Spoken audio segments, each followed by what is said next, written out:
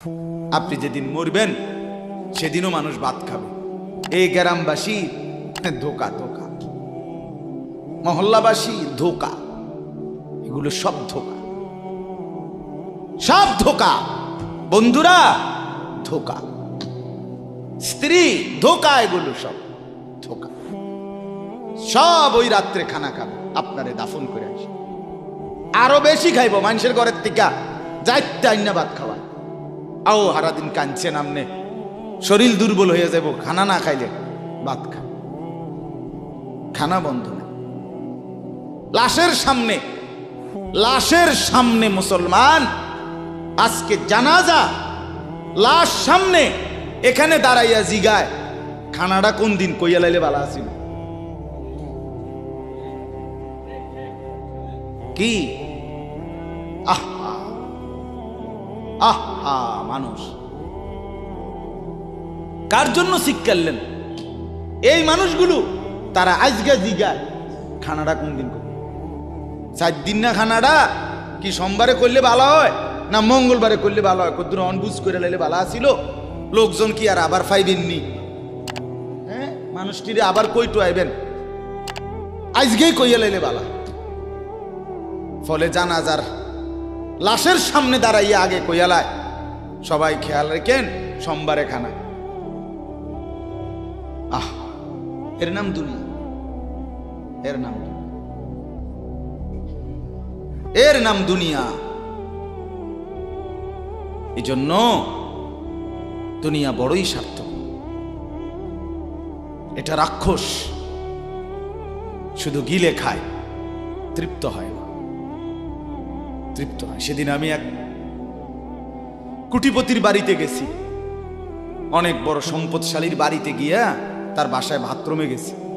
দেখি যে বাথরুমের যে দরজা, দরজার যে সিটকারি লাগায়, তো সিটকারিটা আছে, কিন্তু সিটকারিটা যেটার মধ্যে লাগাই ছোট্ট বল্টু একটা, এটার মধ্যে লাগাই যেটার মধ্যে আরে এটা নাই।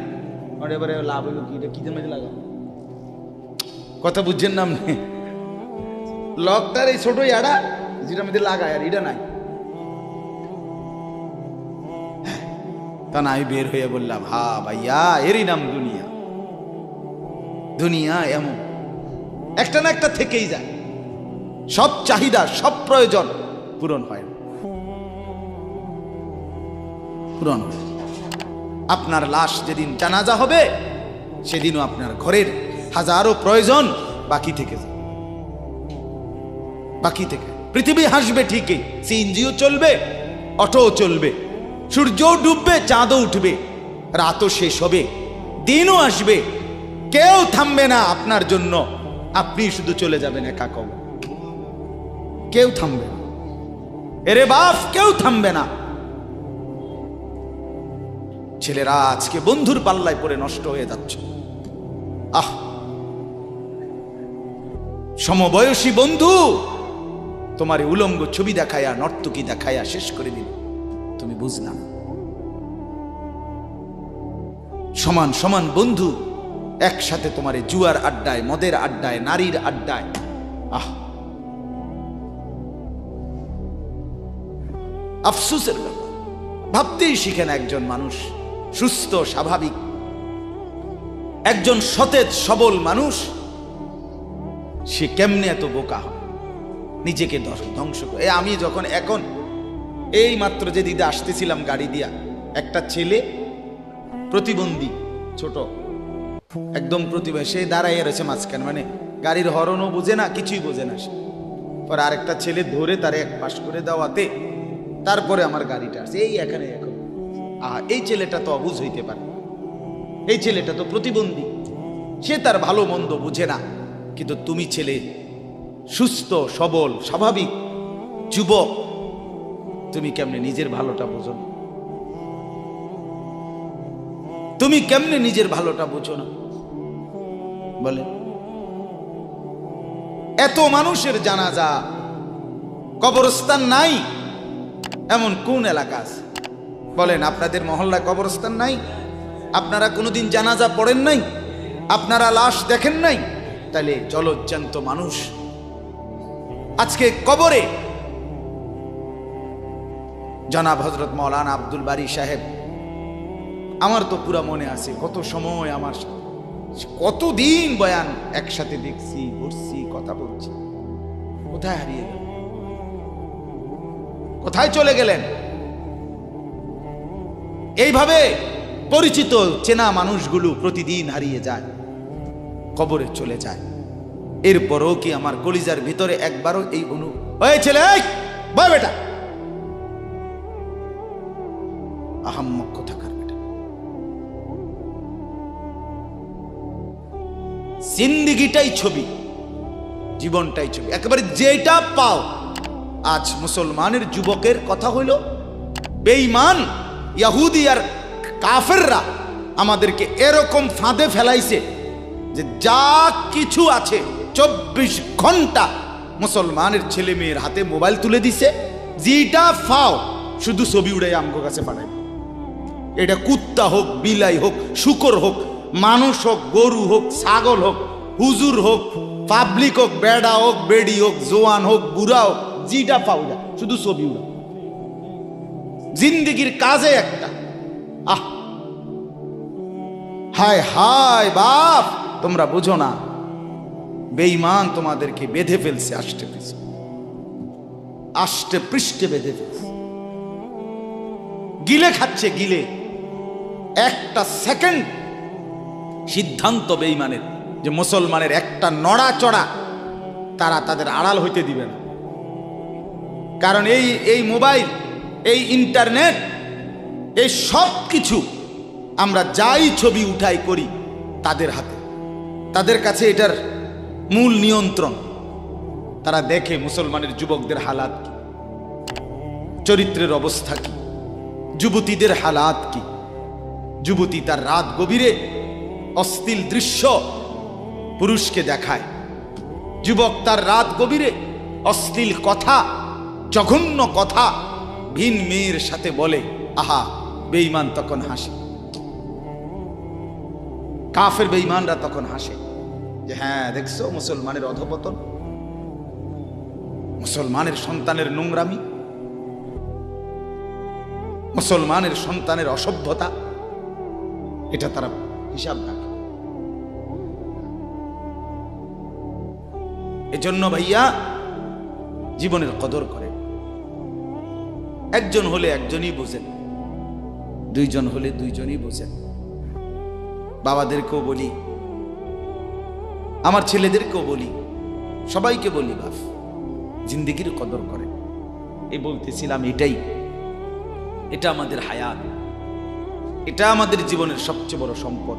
এই সময়টা, এই হায়াতটা, আমার জীবন, আমার হায়াত, এটাই আমার সময়, এটাই আমার জীবন। যেটা ঘন্টা, মিনিট, সেকেন্ড, এটাই আমার জিন্দেগি। যেটা জিন্দেগি, এটাই ঘন্টা, মিনিট, সেকেন্ড। আমরা মরার আগে মানুষ বা অসুস্থ হইলে, অ্যাক্সিডেন্ট করলে, বুড়া হইলে মানুষে কয় না যে ভাই আমার আর সময় নাই, ঠিক কিনা বলে, আমার সময় শেষ, তার মানে হায়াত শেষ। তাহলে বোঝা গেল যেটা হায়াত এটাই সময়, যেটা সময় এটাই কি বলেন না, হায়াত। হায়াত, হায়াত কদর করেন, কদর। ও ভাই, ওই লাল গেঞ্জি, তুমি উঠা কথা বলো, তুমি বাহিরে গিয়ে কথা বলো, যাও।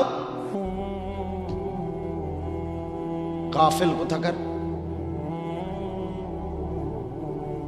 হে নগদ বুঝায়, হেরে অনেক বুঝাইতে আছে, বুঝতে কি কইছে। তুমি শোনো মিয়া, বললাম না, তুমি আলাদা শোনো। আমি এ ব্যাপারে কঠোর। 10 মিনিটের জন্য যদি বলি আমার জিন্দেগির সিদ্ধান্ত, গাফেলকে বলবো না, অমনোযোগীকে বলবো না, এটা আমার জিন্দেগির ফায়সালা ইনশাআল্লাহ। সমবয়সী বরবাদ করে দিচ্ছে ছেলেদেরকে আজকে, এক সময় না ভালো হতে দিচ্ছে না। আহ, কোন মা বাপ তার সন্তানকে অসৎ করে গড়ে তোলে নাই। মা তার পেটের থেকে অসৎ সন্তান জন্ম দেয় নাই, পবিত্র সন্তান জন্ম দিয়েছিল। মায়ের বুকের পবিত্র দুধ খাওয়াইছিল, দুধ হালাল পবিত্র। মা পবিত্র এক সন্তান জন্ম দিয়েছিল। পরবর্তী এই সমাজ, এই সমবয়সী বন্ধু এই অস্থিলতার বেহায়াপনার আড্ডা শেষ করে দিস, শেষ করে দিস। চল, কোথায়? ওইখানে দেখছি দুইটা মেয়ে হাঁটতেছে, চল পিছে পিছে হাঁটি। চল, কোথায়? ওইখানে চল, একটু আড্ডা দিয়ে আসি। শেষ। 3টা বাজে বের হইছে, রাত 10টা বাজে ফিরছে। 7 ঘন্টা সমবয়সী 7-8 জন ছেলে একসাথে ঘুরলা, অথচ তোমার লগের এই 6 জন বন্ধু একবারও বলল না যে আসরের নামাজ পড়তি না, মাগরিব পড়বা না, এশার নামাজ পড়বা না। 7 ঘন্টায় যেই বন্ধুরা একবারও তোমারে 1 ওয়াক্ত নামাজের কথা বলে নাই, বিশ্বাস করো ছেলেরা, এটা বন্ধু না, এটা শয়তান ছাড়া আর কিচ্ছু না। এটা ইবলিস বেটা, এটা শয়তান, এটা তোরে শেষ করে দিবে। তোর আখেরাত তো শেষ করবে, তোর দুনিয়া তোরে অকর্মণ্য অপদার্থ বানাইয়া একটা আকামলা বানাইয়া ছেড়ে দিবে। শেষ পর্যন্ত এক বদনা আলগি দিতে আর হেত্র বলতায়। তার মা যদি বলে 1 জগ পানি দাও, পাইতাম না। তার বাপেরে যদি বলে যে তার বাপের লেগে বাজারে এ বাড়িকে বইরা কুদুর বাদগুন দিয়ে আইও, পাইতাম না। কি পারতি না কেন? ভাল লাগে না।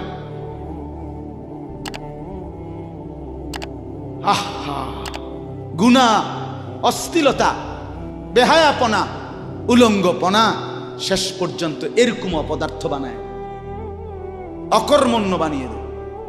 হযরত আব্দুল্লাহ ইবনে আব্বাস রাদিয়াল্লাহু তাআলা আনহু বলেন, প্রত্যেকটা গুনাহ মানুষকে দুর্বল করে দেয়। আপনি যতবার নারী দেখবেন ভিন নারী, খোদার কসম আপনার শক্তি সামর্থ্য দুর্বল হবে। জিনা, ব্যভিচার, মদ, জুয়া, সুদ, ঘুষ, অশ্লীল দৃশ্য, নাচ গান আপনাকে দুর্বল বানাবে। সাওয়াদান ফিল ওয়াজহ, চেহারা কালো করে দিবে। জুলমাতান ফিল কলব, অন্তর অন্ধকার করে দেবে। ওয়াহানান ফিল বাদান, শরীর দুর্বল করে দিবে। দাইকান ফির রিজক, রিজিক সংকীর্ণ করে দিবে। বুগদাতান ফি কুলুবিল খালক, মানুষের চোখে ঘৃণিত বানায় দিবে। এই 5টা ক্ষতি।